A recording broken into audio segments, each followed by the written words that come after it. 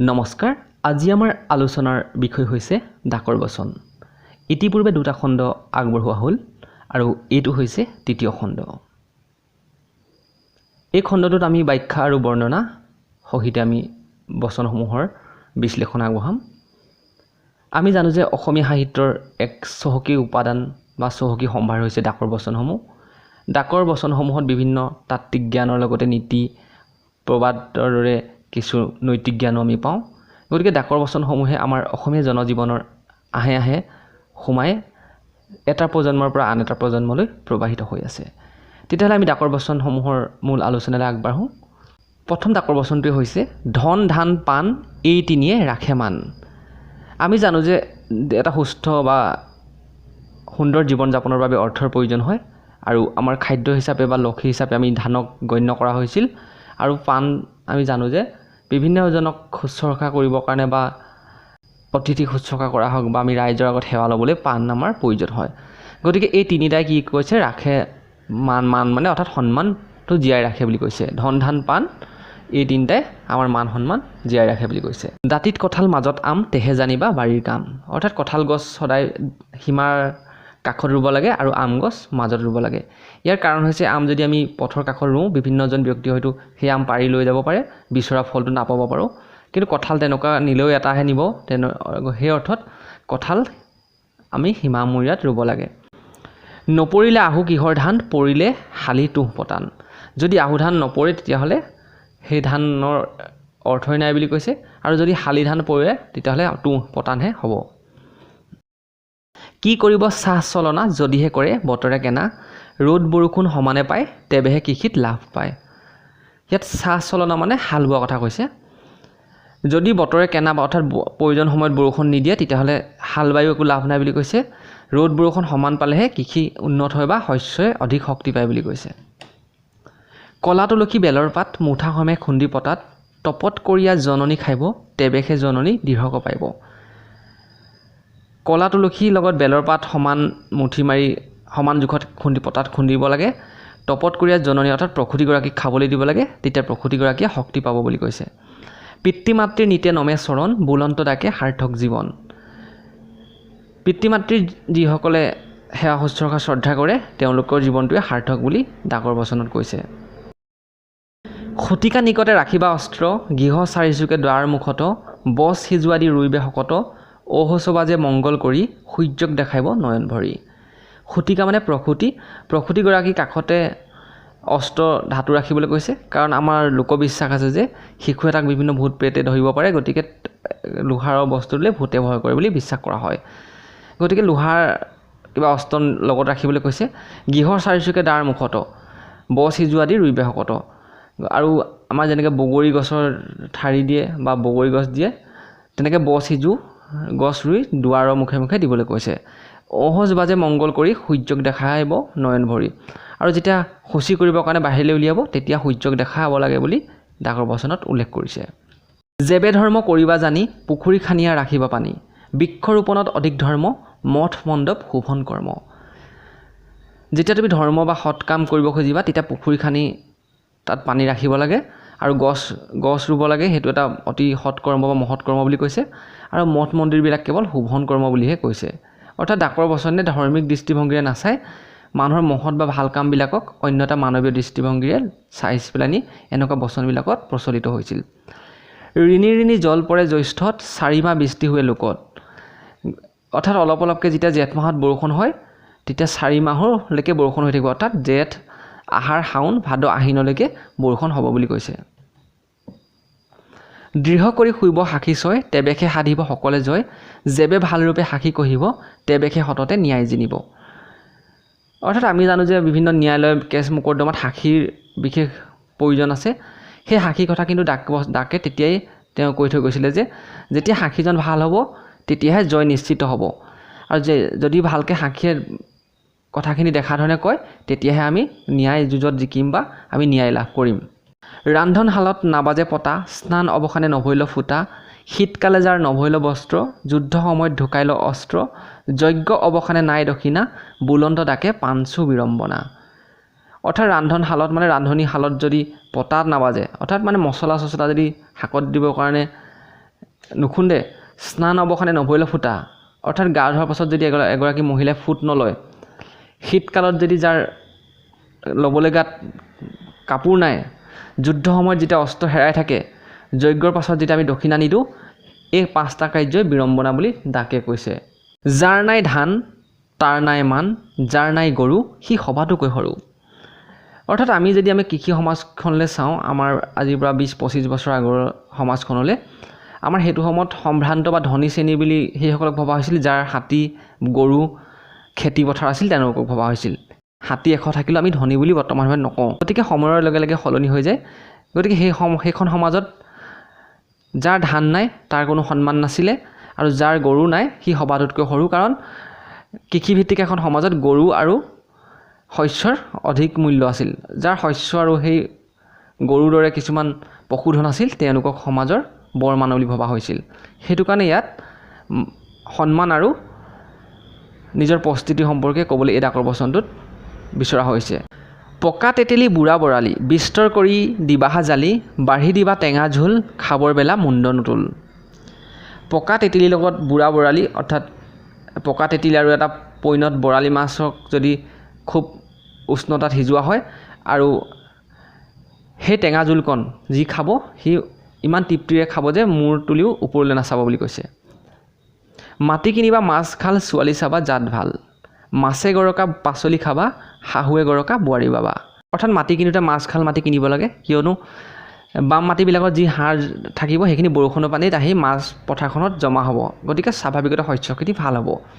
আনহাতে ছোৱালী চাবলৈ কৈছে বিবাহৰ উপযুক্ত সময়ত জাত ভাল অৰ্থাৎ ভাল এগৰাকী নাৰীক চাবলৈ কৈছে যাতে ঘৰখন ধৰি খাব পাৰে মাছে গৰকা পাচলি খাবা অৰ্থাৎ মাছ দিয়া যিখন পাচলি হোৱাটো যি সুন্দৰ হয় ঠিক তেনেদৰে শাহুৱেকৰ অধীনত যি বোৱাৰীয়ে কাম শিকে বিভিন্ন কষ্টৰ মাজেৰে সেই বোৱাৰীৰ কাম অতি সুন্দৰ বুলি কৈছে কত জন্মৰ মূৰত পুত্ৰৱতী নাৰী কত জন্মৰ মূৰত তামোল পাণৰ বাৰী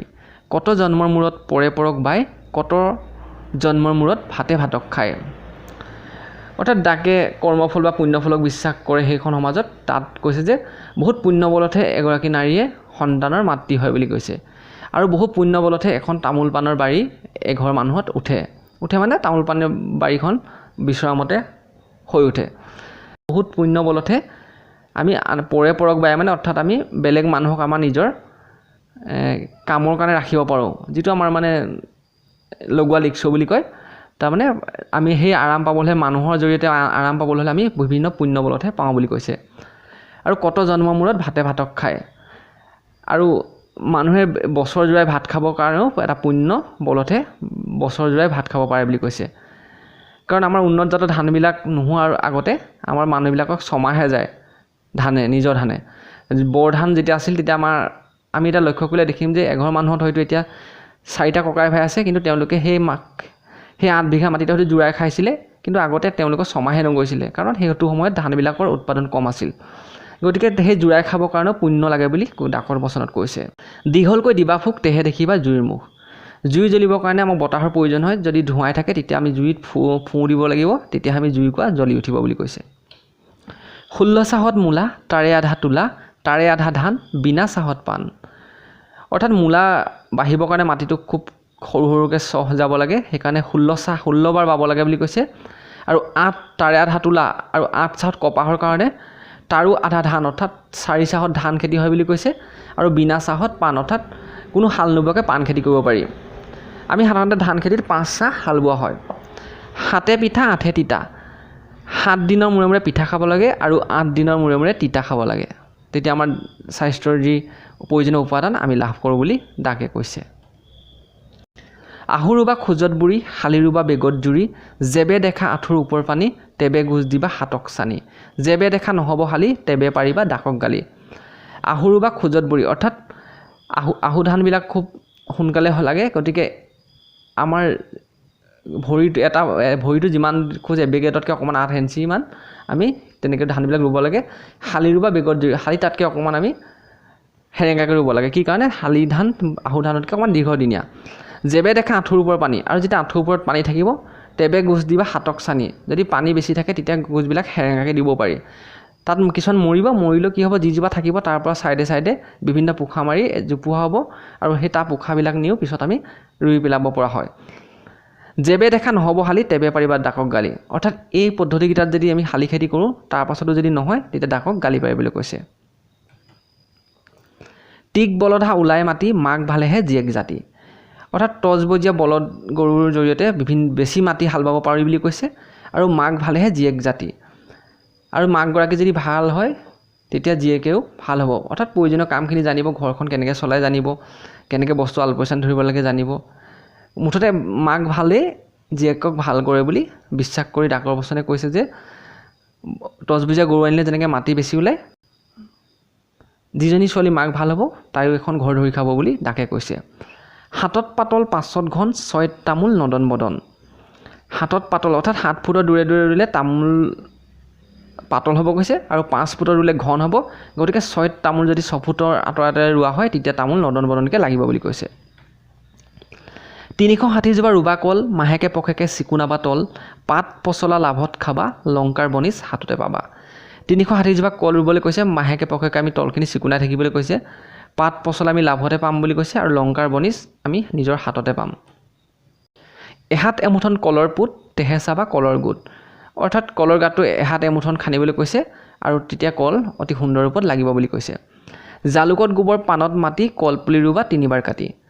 জালুকত গোবৰ দিবলৈ কৈছে তেতিয়া লহপকে বাঢ়িব পানত মাটি দিবলৈ কৈছে আৰু কলপুলি ৰোৱাৰ আগতে 3বাৰ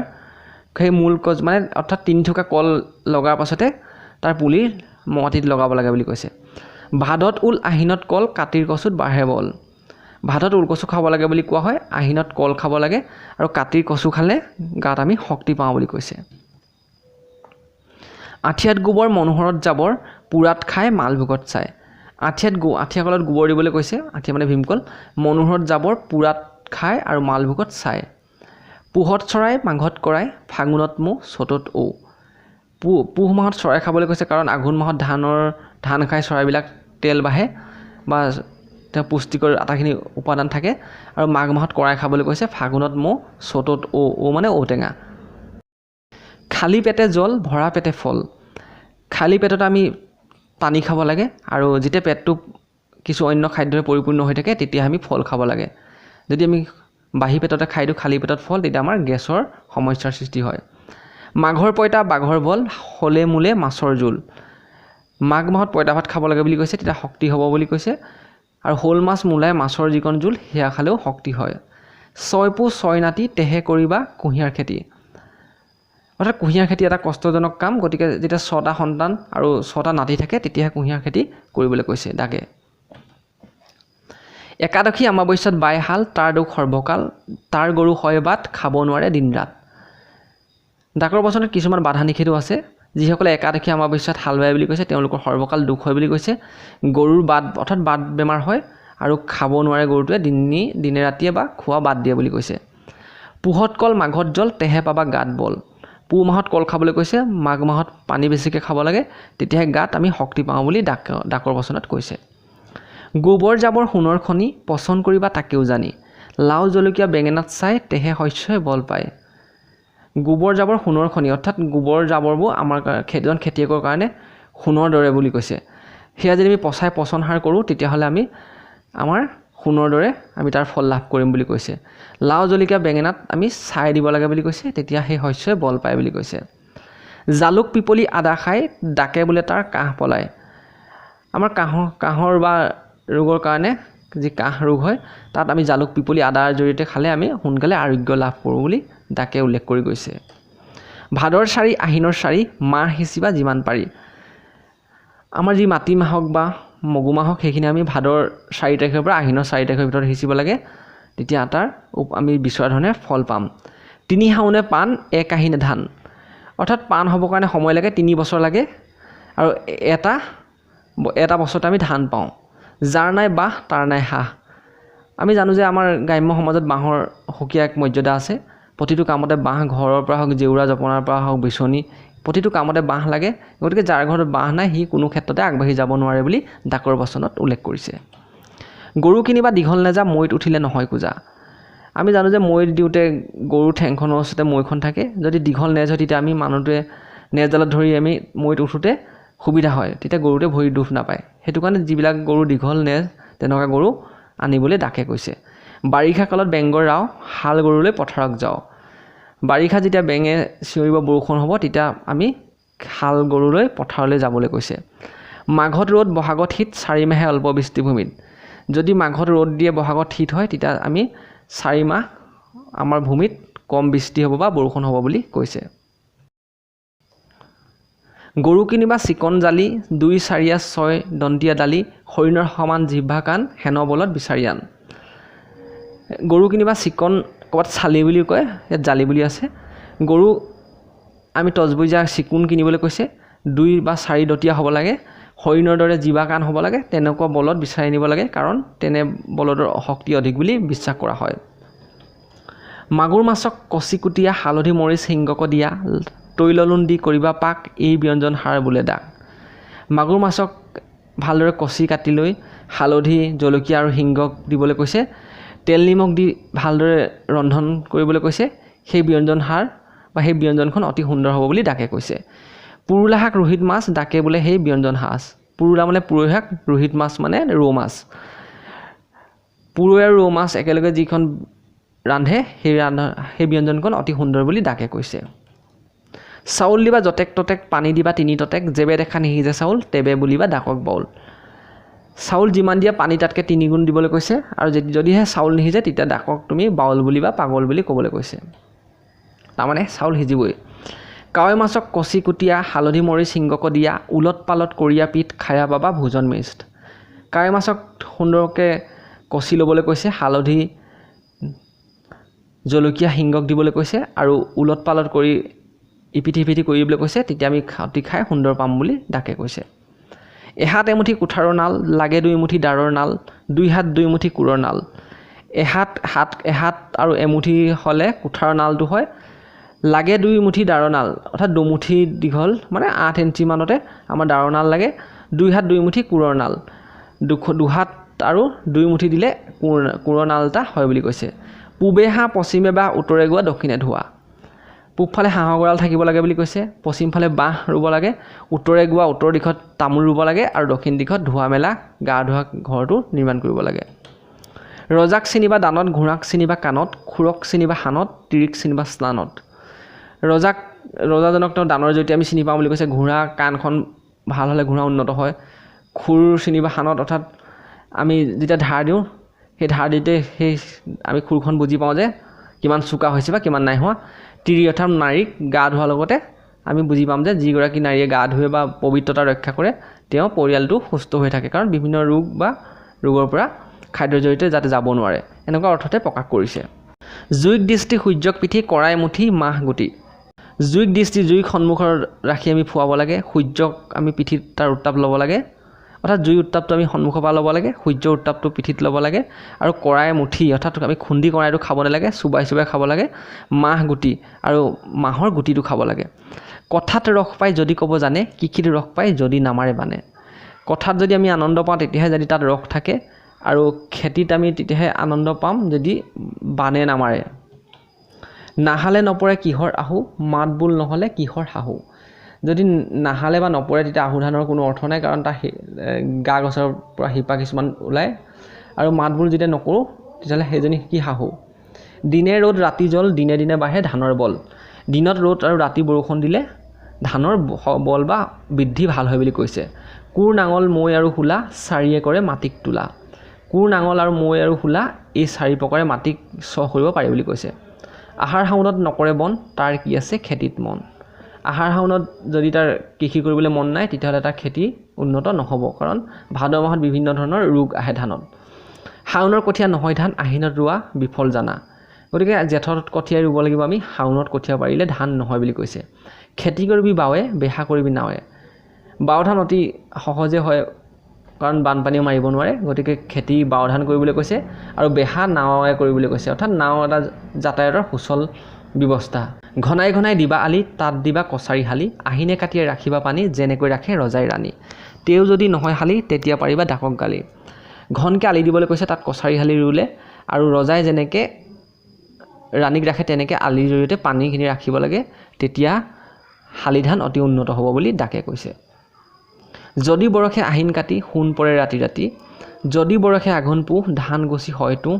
যদি বৰষে মাঘৰ শেষ ধন্য ৰাজা ধন্য দেশ,